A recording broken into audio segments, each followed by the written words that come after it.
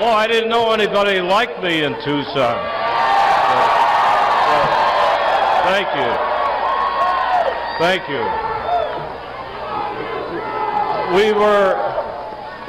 We were just in my hometown, Fountain Hills, Arizona,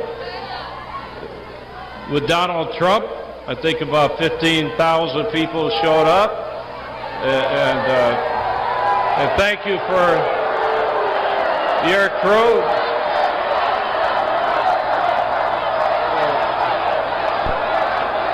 So,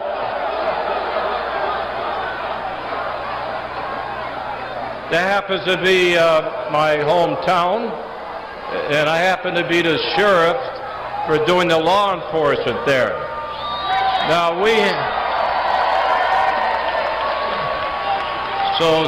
some demonstrators were trying to intimidate the rally up there.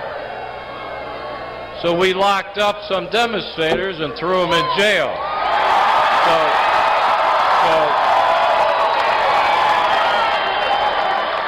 Now I hear there's some demonstrators outside trying to keep, 2,500 people that want to come here to hear Donald Trump speak. I don't think that's right. Where's the First Amendment? Actually, I think I'm going to, after this, go out and pay a visit to him.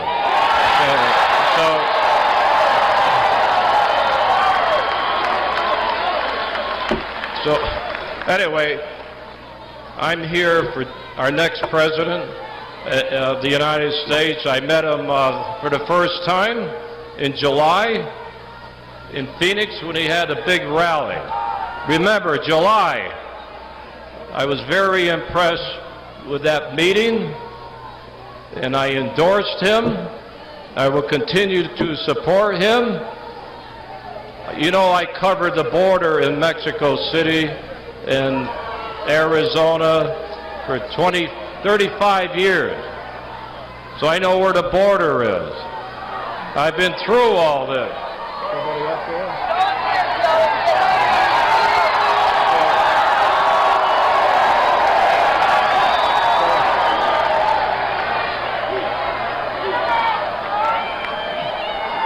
So one reason I'm impressed with Donald Trump, I know he's going to build a wall, there's no doubt with that. And you hear a lot of politicians, all they say, we are going to secure the border. You hear that? First. Why do they say first? And then we will look at comprehensive immigration. You know why they say first? Because unfortunately that border will never be completely secure. Come on. So they say that because they don't have to address all the illegal aliens here in this country. Wait till we secure the border, then they'll look into it. Well, you ought to enforce the illegal immigration laws in Mexico, on that side, if Mexico is listening, at the border and in the interior of the United States. If they are here illegally, they should be deported.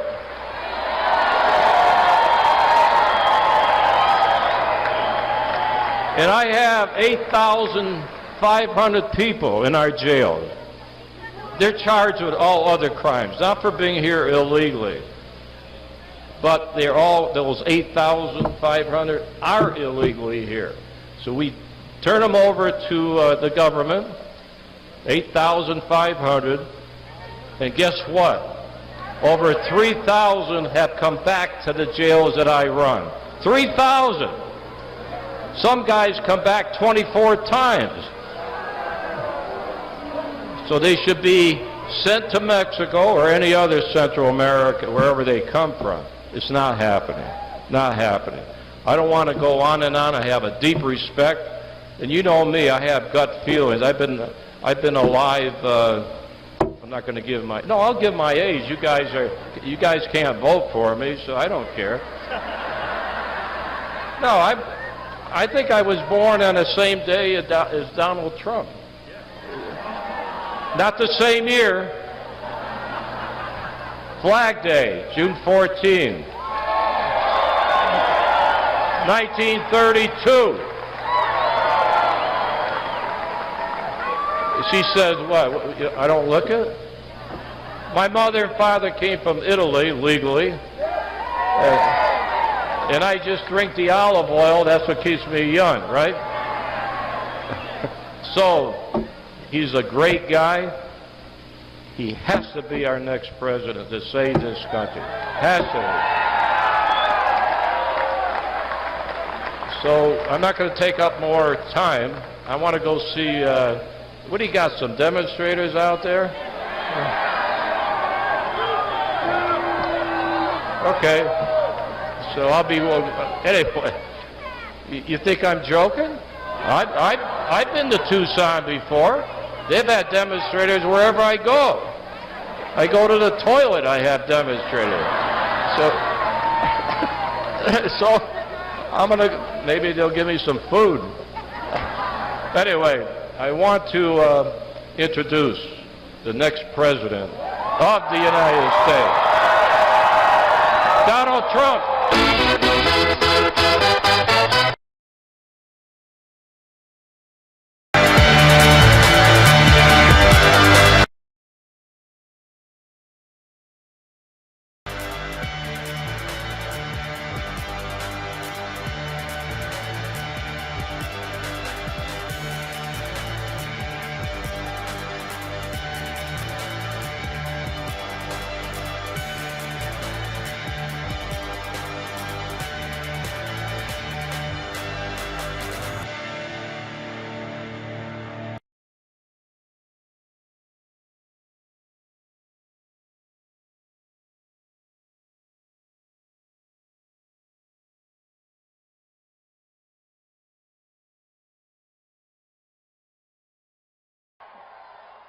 Thank you, everybody. Thank you, thank you. Whoa!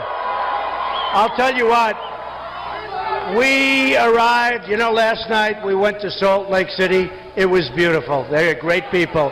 And we had no problem whatsoever. You know, we don't have problems. And the little problems we have are very minor. Nobody gets hurt. But you watch the media, it's like, oh, we don't have problems. And it's been amazing. But we were in Salt Lake City last night. We didn't have one peep out of the audience. They were so great. It was such an amazing group of people.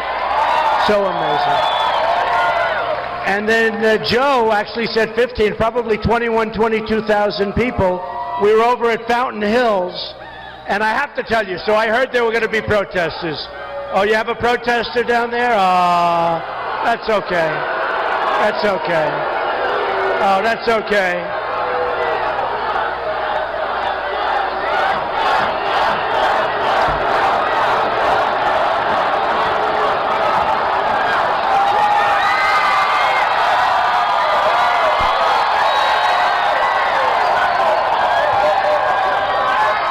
Thank you, fellas. Good job. Thank you very much. We love our protesters, don't we? Don't we? So we were in the Phoenix area. It was incredible. 21,000 people, and I want to tell you, it was a love fest. Not a peep. Everybody loved it. They're getting a little television now. They're going to get a little television. They'll get a little television so their mom can say hello. It's unbelievable. You know, you really ask yourself, what are they doing? What's the purpose, right? What's the purpose? We want to have a strong military, right? We want to take care of our vets. We want to do things. We want to have great jobs. We want to have a beautiful family and home. I mean, we want the same things, I think. So I don't know what they're doing, but they're having fun. You know, they're sent in, to a certain extent, I hear, by Bernie, but he's gone now. And Hillary, she should be gone, but she'll probably be allowed to run, right? And no, she'll probably be allowed to run, and she shouldn't be allowed to run. So let me tell you a little story. Outside, right now, as big as this crowd is, right now we have 2,500 people, 2,005 that can't get in because there's a line that's formed, and it can only be single file, and it's so unfair to these people because a few protesters are making it so it's a very narrow passageway, and they said, should I wait or should I start? And I hated to start, I'll be honest with you, but you know, it was very interesting with Sheriff Joe. This morning, with 21,000 people, we heard there were protesters, it was going to be nasty, it was going to be... So they blocked the road. They chained themselves to the cars. There were about 50 of them. But listen to this. What Sheriff Joe did, he said, get up, get out. They didn't. They cut the chains. It took like 2 minutes. They cut the chains. They arrested 3 people, and everybody else left. Right? They left.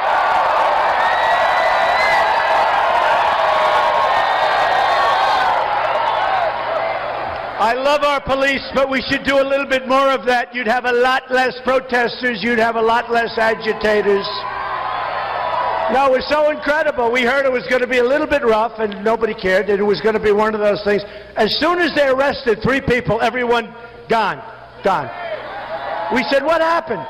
And we had the most beautiful rally you've ever seen under the sun. That's why I'm dressed this way. Under the sun, and it was great. So I just want to tell you, Tuesday night was a big night. We won 5. We won 5. 5. And now I think we're up to 21 or 22 with the islands. We won the islands. We won Illinois. We won big Florida. You know, Florida was one so big. Don't forget Marco, in all fairness, a very nice guy. He was the future of the Republican Party. And maybe he still is. Maybe he still is. But you know the expression, to be the future of the Republican Party, you have to go through Trump, right? Right? Got to go through Trump. And Florida, which is a great place, by the way, and I love Florida, but Florida, we won by 20 points. We won by points. And we won Missouri, although they still haven't given us the final count. When I hear that, you know, Trump projected winner, then all of a sudden they pull it back. And Cruz has a guy that was really very important working for him in Missouri. And I'm trying to figure out why is it that Missouri hasn't given us the victory yet, even though we won.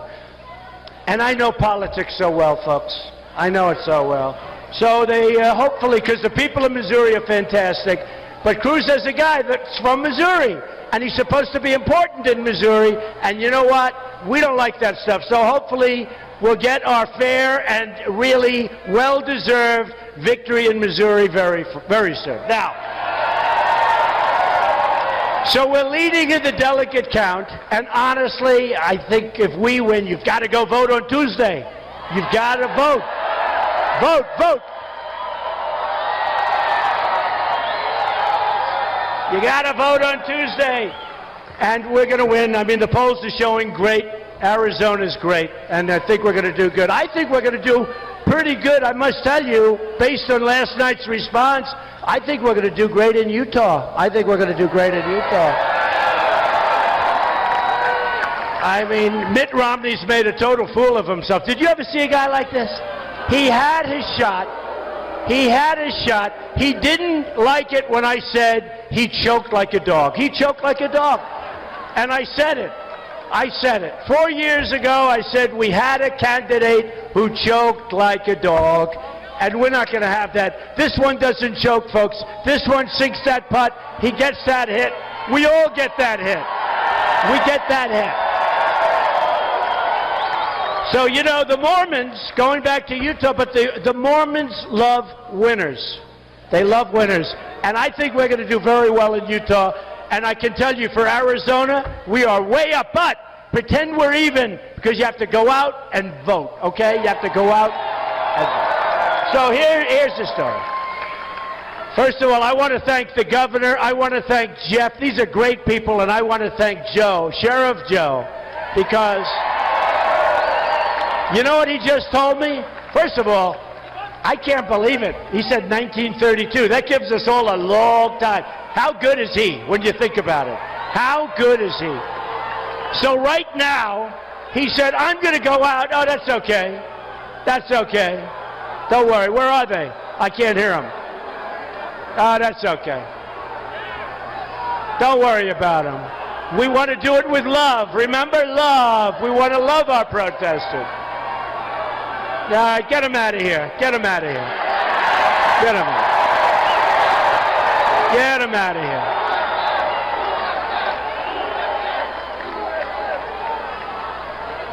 There's a disgusting guy, puts a Ku Klux Klan hat on. He thinks he's cute. He's a disgusting guy. That is a disgusting guy. Really disgusting. A big wheel. Big wheel.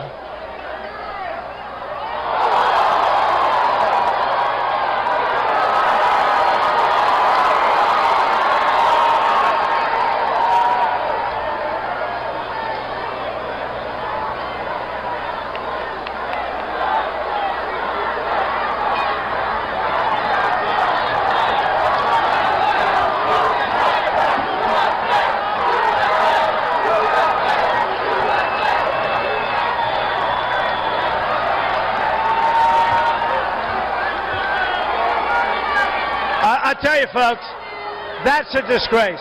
You know, they're taking away our First Amendment rights. They're troublemakers. They're no good. And we better be careful. We've got to take our country back, folks.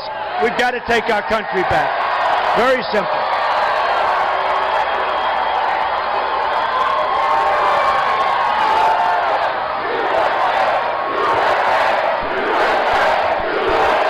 USA, USA, USA.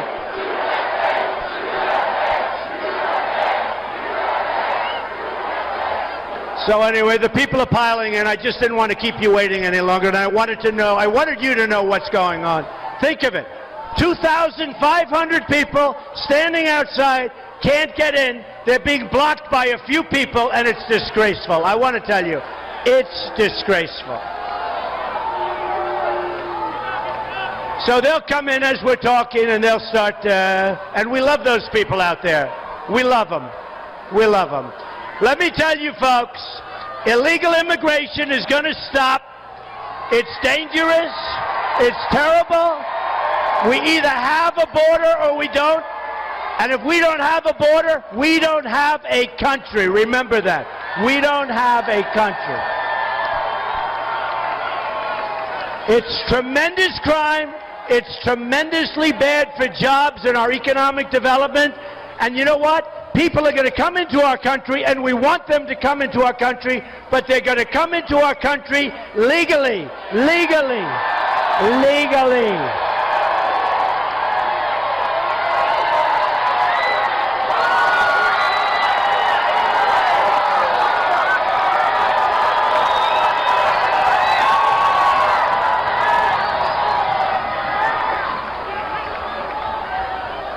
And we are going to build a wall, a real wall, a major wall. We are going to build a wall. And are you ready? Who's going to pay for the wall? 100%. 100%. Mexico is going to pay for the wall. You know, right now, we have a trade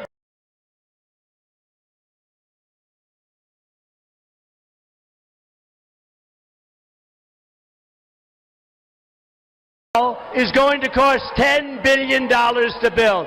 Really easy. When I say they're going to pay, that's going to be really easy, folks. Really easy, okay?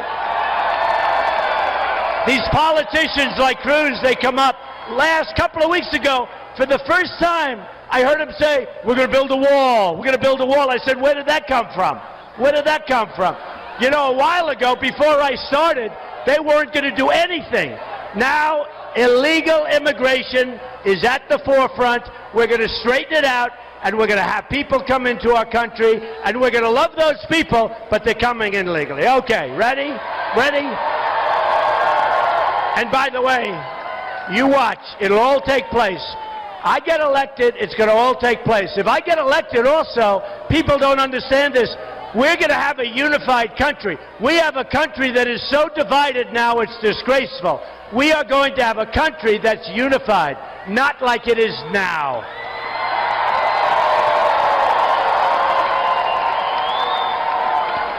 Now, I want to read you a little something from the great Al Wilson, and he wrote it a long time ago. I'll wait till we get these people out from behind me.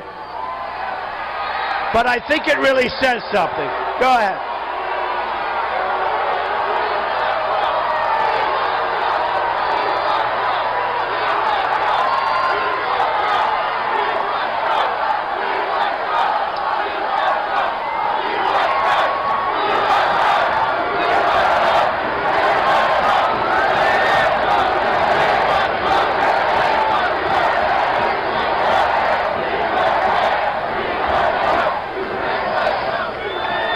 Isn't this more fun to going to one of those rallies where 39 people show up? Isn't this great? Isn't this great?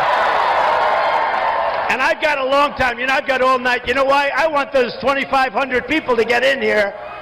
They're being blocked, but they're coming in one by one. They're coming in. And we love them. We love them. They're taking a little abuse, and we don't want people taking abuse. So here's the story.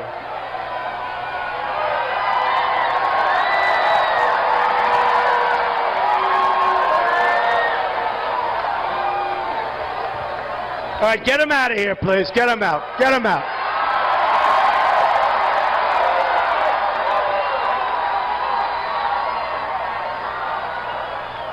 See that? They're throwing the American flag.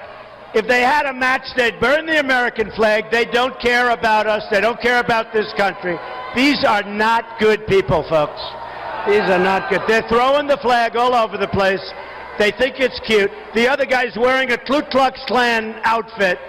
He thinks it's wonderful. These are bad people, I'm telling you. And they're not really protesters, they're agitators. And if Sheriff Joe was here, they'd be in jail already, I want to tell you that. They'd be in jail a long time ago.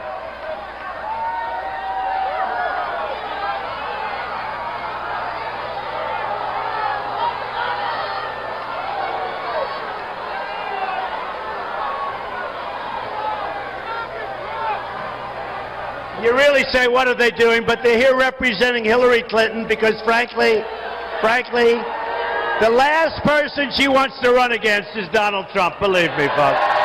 Believe me. Believe me.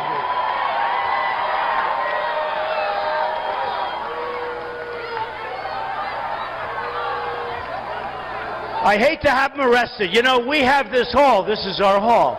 And we could have them arrested. Really, they're trespassing. You do that, you ruin their lives. Who wants to do it, right? Who wants to do it? You ruin their lives. But get them out.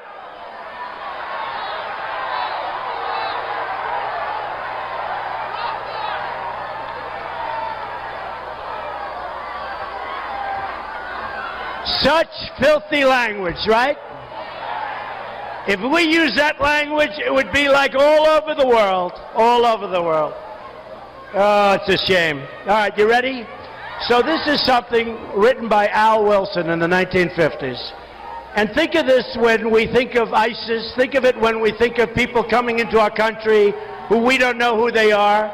Just think of it, because I think it's really pretty amazing. And it's called The Snake. Ready?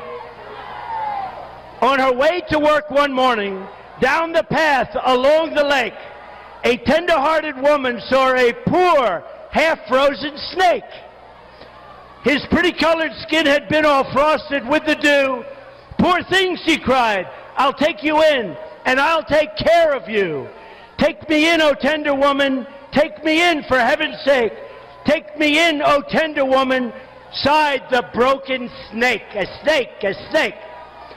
She wrapped him up all cozy in a comforter of silk and laid him by her fireside with some honey and some milk.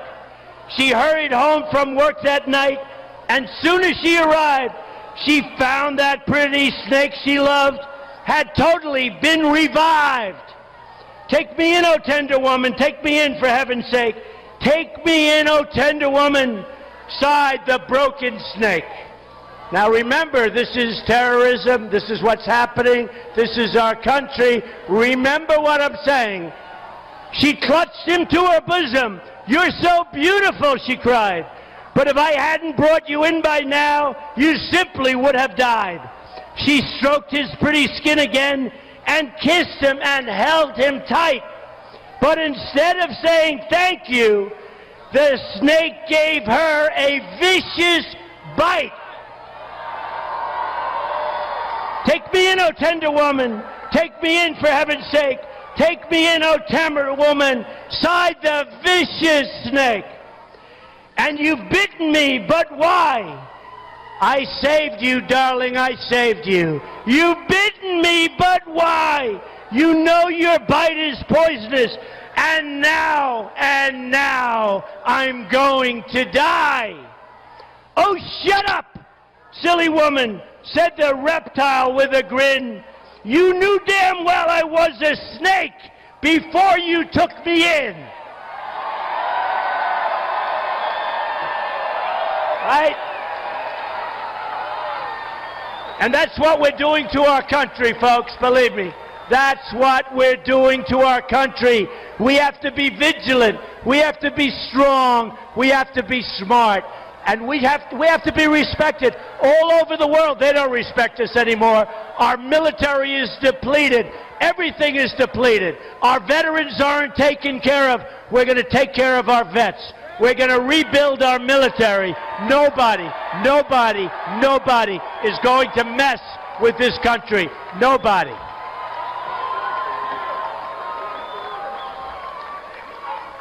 So when I started this quest, and believe me, it takes guts to run for president. I've always heard if you're a successful person, you can't run for president. And I said, I don't know. I'm looking at it. And by the way, we've done pretty well. We're leading every single poll. Every single poll.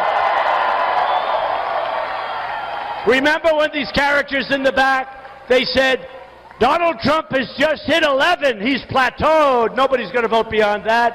Then the next week we hit 16, then we hit 19, then we hit 24, then we hit 32. Well, now we're hitting 53. Now we're in the 40s and the 50s. Remember this, when they were saying that, I had 17 people. We had 17 people. So when we're at 24 with 17 people, that's like, what is that, 75 or 80 or something? So now we're down to 2 left for me, 2 left. I call them the leftovers, right? 2 left. We have 2 people left.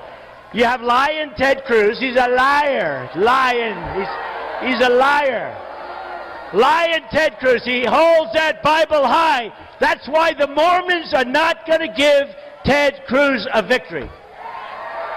Because the Mormons like people that don't lie. You have Lion Ted Cruz. He holds that Bible high, he puts it down, and then he lies.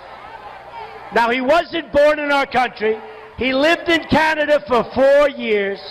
He was a Canadian citizen 18 months ago, and he was a U.S. citizen, and he ran from Texas, and he said, oh, I didn't know I was a Canadian citizen.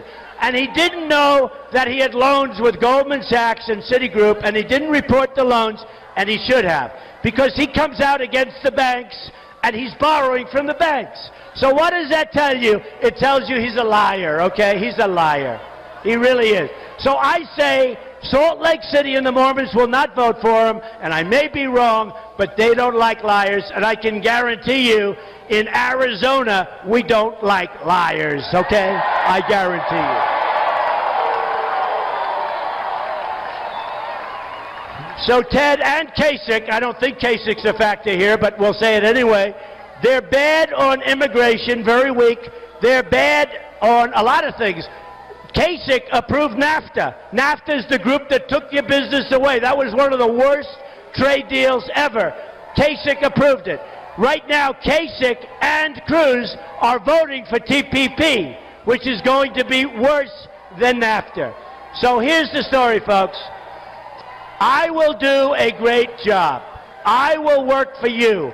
I'm self-funding my campaign. It's being self-funded.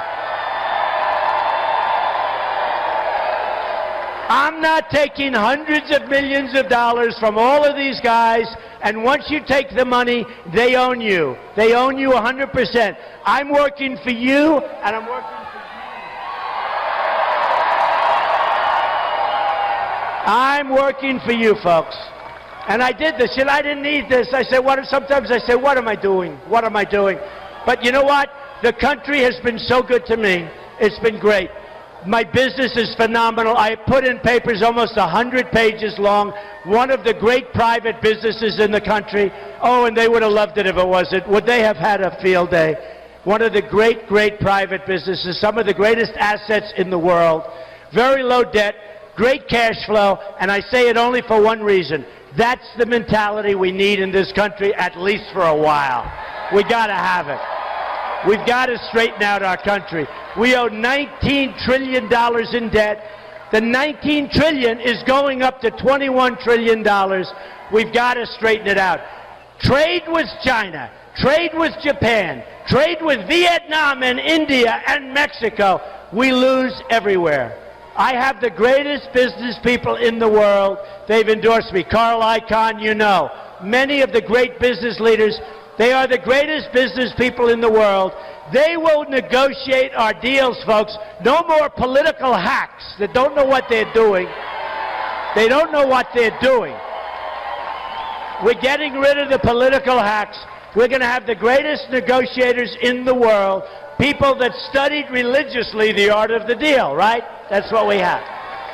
We won't have an Iran deal where Iran gets $150 billion and we get nothing. We get nothing. We get nothing. So that's not going to happen. By the way, there's a deal, just speaking of deals, one of the dumbest deals I've ever seen negotiated. We should have had our prisoners out long before we went any further. We shouldn't have started the negotiation, and if they didn't release our prisoners, we should have doubled up the sanctions. They would have been out immediately. Phase 2, we should have never, ever in a million years given them the $150 billion. You don't do it. So that deal is done. We are going to scrutinize that deal. I will do numbers on that deal. You will be so proud of me, folks. We will do numbers on that deal like you wouldn't believe. Like you wouldn't believe. So we're going to negotiate new and great trade deals. We are going to negotiate deals all over. Everything we do, you know, look, I say it all the time. We don't win anymore. Everything we do, we lose at. Deals, trade, military, we can't beat ISIS. We will knock the hell out of ISIS. We have to. We have to. We will knock the hell out of ISIS. Believe me. And then we're going to get back to rebuilding our country, which is falling apart. We've spent so much money in the Middle East. We have nothing to show for it. We're in worse shape now than we were 15 years ago in the Middle East. And we've spent probably $4 billion, $4 trillion, maybe more than that. We have nothing to show for it. We have to get back to rebuilding our country, and we want airports. We want great roads. We want trains that go 300 miles an hour like China has. We want infrastructure. We want our hospitals to be great. We want a country that works again. Our country is not working. And you know what? We want jobs. We want our jobs back. We want our jobs back. I want Apple to build their products in the United States, not in China. So this all began on June 16th, and I came down the escalator with my wife, and I said, we have to do it. Not that I wanted to, we have to do it. Because just too many things are going. We're going to lose our country pretty soon. This stuff keeps going. We're going to lose our country. And it started off with trade and borders. That was my first thing. Remember, I talked about illegal immigration. And because I did that, it's become a big subject, and now everyone realizes I'm right. You had the killing of Kate in San Francisco, the killing of Jamil, whose father's become a great friend of mine. A young, incredible guy, shot 3 times in the face by somebody that wasn't supposed to be here, who was here illegally. The killing of the veteran, a female, a woman, 65 years old, raped, sodomized, and killed, and thousands of others. And it's not going to happen anymore, okay?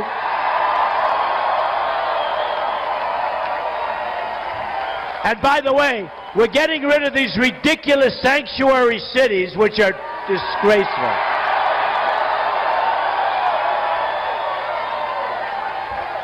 You know what the word sanctuary is? That's a place where they harbor. They go for safety. They go for security. Criminals go to these sanctuary cities, and you practically can't do anything about it. It's over for sanctuary cities, folks. Over.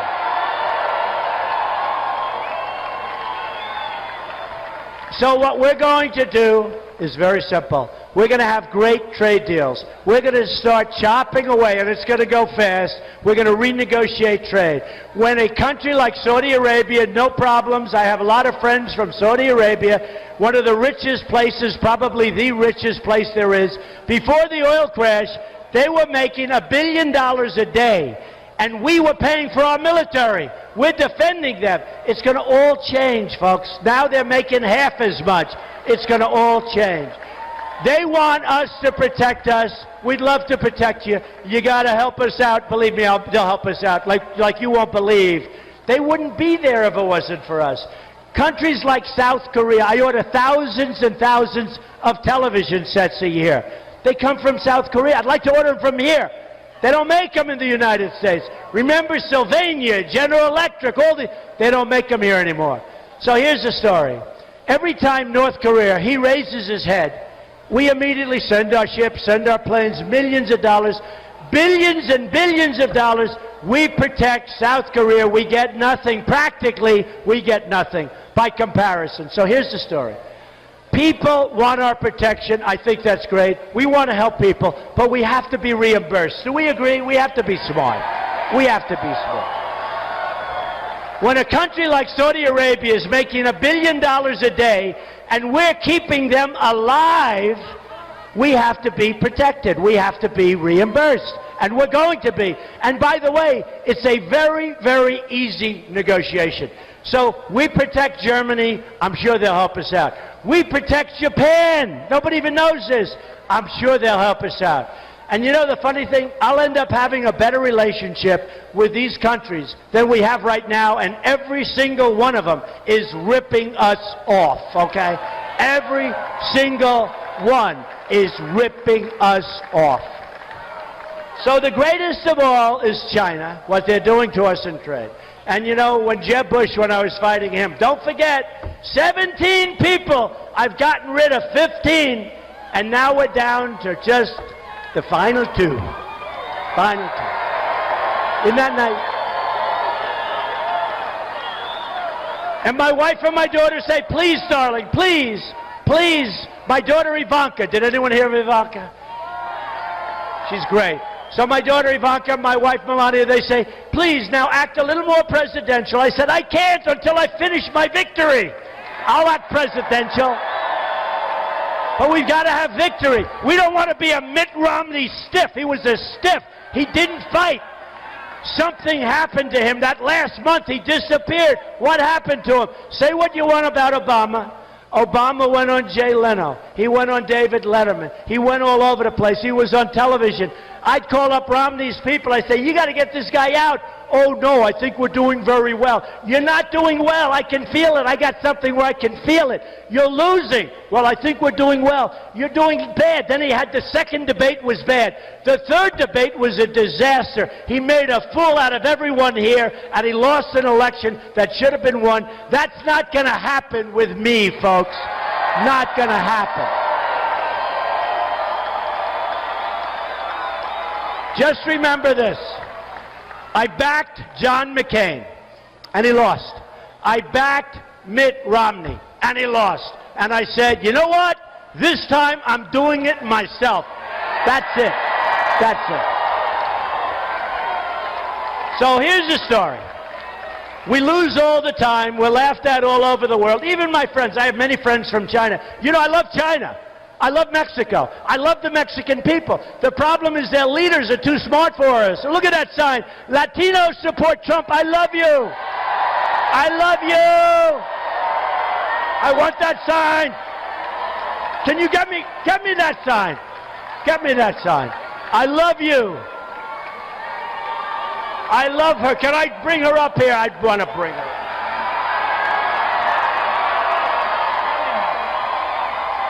Let me have that sign. Oh, look at that. Latinos! I love you, darling. Come on over here. Get her up here. And that's not one of those Bernie signs that's made by a printing press where they hand it to the protesters, right? That's not one of those. Oh, another beautiful, beautiful. Look at all the Latinos. Thank you, darling. I love that. That means so much to me. Come on, bring her up.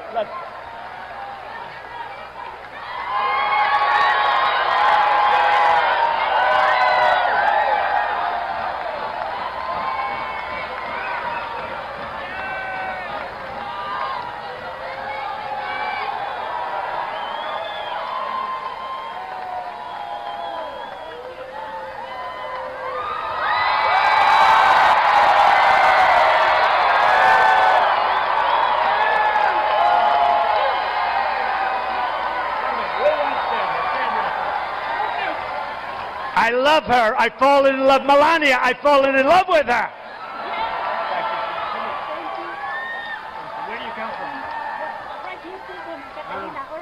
Beautiful, beautiful. Thank you. Thank you so much. And I'll do a great job, believe me. Thank you. No, be careful. Go down that way. She wanted to jump. I said, no, take the stair.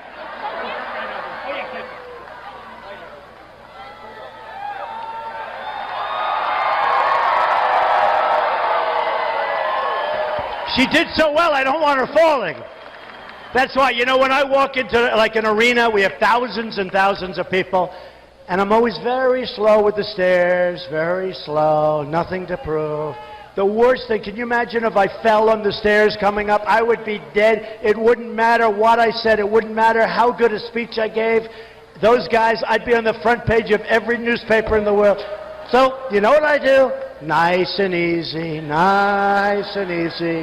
right? You watch. I do that. Thank you, man. Thank you. So here's the story. We're going to get rid of Common Core. We're going to bring our education welfare. Okay? Our education in this country is a mess. With 30 out of 30 in the world, you have Norway, Denmark, Sweden, China, Japan. You have a lot of countries, and then in terms of cost, per pupil, we're number one in the world by far. Second doesn't even exist. So we're last on the list, but we're the most expensive. We spend more money per pupil than anybody else by far. We're going to change it, folks. We're going to change it. It's a system that's not working. We're going to change it. We're going to bring education to your great community. We're bringing it to Tucson. We're going to bring it to your communities. Number one, you're going to save money. Number two, you're going to see a huge improvement. So that's going to be that. We're getting rid of Obamacare, and we're replacing it with something so much better. So much better. Okay? It will be so much better, so much less expensive, and just better in every single way. It'll be portable. We'll have so many different things. And by the way, you'll have choice. You'll have lots of different choices. Obamacare is a disaster. And you look at your premiums. They're going up 35, 45, 55%. It's crazy. And the deductibles are now so high that unless you're close to death, and even then, you're not going to be able to use it, okay? So we're getting rid of Obamacare. We're going to protect our Second Amendment, okay? Protect our Second Amendment. And I tell the story, Paris has the toughest gun laws in the world, just about, the toughest in the world. And France generally. And you can't have a gun, impossible. So when these thugs go in, these horrible, horrible human beings, these disgusting human beings, they go in and they're shooting and shooting. They kill 130 people. Many people are gravely ill right now in the hospital. Many of them are going to die, but these are really seriously hurt people. And if we had a couple of the guys in this audience, or the women in this audience, with a little pistol strapped to their side, or a gun strapped to their ankle, so the bullets could be flying in the opposite direction, it would have been a much different situation.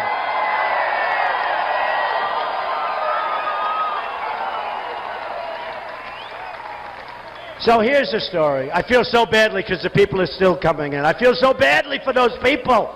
I'd like to go see them and hug them and kiss them. I love these people. I feel so badly for these people. Can you imagine? They're being restricted from coming in, and then we're going to be known as the bad guys. We're going to be known as, oh, isn't that terrible, isn't that terrible? It's a disgrace. I'll tell you what. It is a disgrace, and people don't talk about it. Last night I saw a couple of people, a couple of protesters from Salt Lake City. Why are you here? Why? They put a microphone in, trying to build them up. And they go, I don't know. I don't know. They didn't know why they were there, okay? Give me a break, okay? Give me a break. So here's the story. So I apologize to the people that are coming in. I just have to apologize. You know what I'll do? I'll come back, and you guys won't come, and we're going to let just them come. Is that okay? Right? But I'll come back. I'll be back. I'll be back here a lot anyway. I suspect over the years, maybe I'll be back a lot. Now, if I lose, maybe not so much, right? But if I win, I will remember the people of Tucson. I will remember the people of Arizona. I will remember the people of Arizona.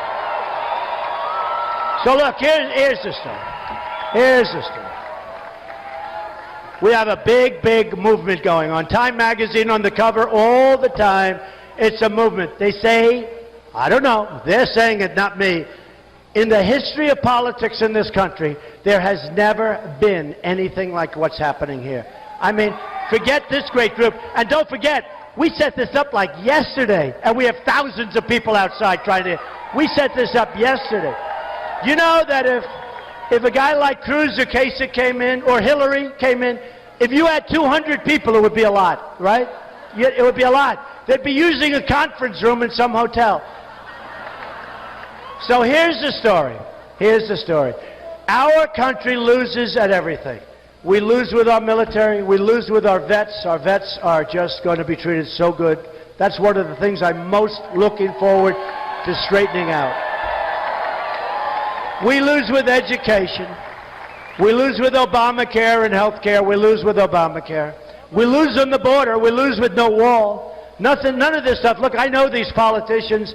They're all talk. They're no action. All talk, no action. It's never going to get done. So here's the story. Here's the story. And I say this, and I'll say it again and again. We are going to start winning again. We are going to win with our military, and we're going to kick ISIS. We are going to kick ISIS where it hurts. We are going to win with our military. We are going to win with our vets. We're going to take care of our vets. We're going to win with health care. We are going to have great health care for a much smaller number. We are going to reduce your taxes substantially. Look at my tax plan. We're reducing your taxes. The middle class in this country is being decimated by taxes and by interest, which they never got because they save their money and they get no interest in the money they've been saving for 30 years. It's not right. So we're going to save taxes. We're going to make taxes so that businesses get back to work. We're going to take our jobs back from China, back from Mexico. We're going to take our jobs back. I'll give you one example. You read about Carrier Air Conditioning Company. They're moving to Mexico. I'm going to say it quickly because a lot of you have heard it before, and a lot of these stupid people, they say, I'm a conservative, by the way, but they say, he is not a conservative. Do you remember Jeb Bush? He is not a conservative. Who cares? Who cares? Number one, I'm a conservative, but who cares? We want to be smart. So they'd say, because I'm a free trade. Look, I believe in free trade. But to have free trade, we need smart people at the top that know how to negotiate. We don't have those people. We don't have those people. We've got people that don't have a clue. We've got people that shouldn't be there. They got there because they gave campaign contributions to these people that I negotiate with and these people that I'm against. So here's what's going to happen. We are going to change things so radically, but nicely, but nicely, not rough, easy. I will get along better with China. I have a great relationship with China. I've made billions of dollars dealing with China. The Bank of America building in San Francisco, 1290 Avenue of the Americas, one of the biggest buildings in Manhattan, biggest floor plates in Manhattan. Sell condos so many condos, tens of millions of dollars. I have the biggest bank in the world. It's from China. A tenant in one of my buildings, okay? We're going to do great with China. We're going to do great with Japan. They send their cars. We send them nothing. They send those cars. We send practically nothing. It's going to end. It's going to end. It's called imbalance. It's going to end. It's going to end. We can't take in millions of cars and we send them wheat. And they don't want the wheat. And they don't want our beef. They send it back. We don't want, look, it's going to end. It's going to end. It's going to be so nice. You know, they're a little concerned with me. They're saying, you know, a friend of mine called up from Japan. Another one called up from China. They said, you know, they're concerned with you because you're the only one that really understands what they've been doing. They understand, folks. They treat us like we're a bunch of babies. They treat us like we're little infants. It's over. So here's the story. We're going to win on trade. I'm going to tell Carrier, enjoy your beautiful new factory, enjoy your beautiful new plant in Mexico, but now we have a wall and we have a border, and every single air conditioning unit that you send across that border, you're going to pay a 35% tax on, okay? 35%.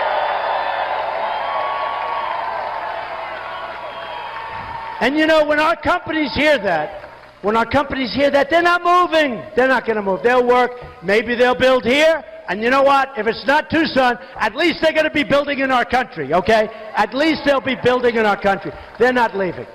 And you know, I went to the best school, the Wharton School of Finance. And you don't have to go to Wharton to realize what we're doing now is no good. You know, we just lost Pfizer. Pfizer is one of the great pharmaceutical companies in the world. We just lost thousands and thousands of jobs. They're moving to Ireland. Take a look at Tyco. Take a look at Johnson Control, what just happened there. Massive companies are leaving. Then they'll make their product and they'll sell it into our country. And because we're free traders, we won't charge them any tax. Because we're free traders, because we're free stupid traders. I'm a free trader. I love free trade. But we have dumb people running our country. We can't do it right now. Maybe someday we'll be free traders. But right now, we have to keep our companies from leaving. We have to keep our companies from taking all these jobs and giving up all these jobs. So here's what's going to happen. I guarantee you, as sure as you're standing there, I guarantee you, Carrier will call and say, Mr. President, we're not leaving. They're not leaving anymore. And companies aren't going to leave if they know that's going to be the penalty. We can't be the stupid, stupid country anymore. We're not going to be. We're going to be the brilliant country. We're going to be a country that people respect again.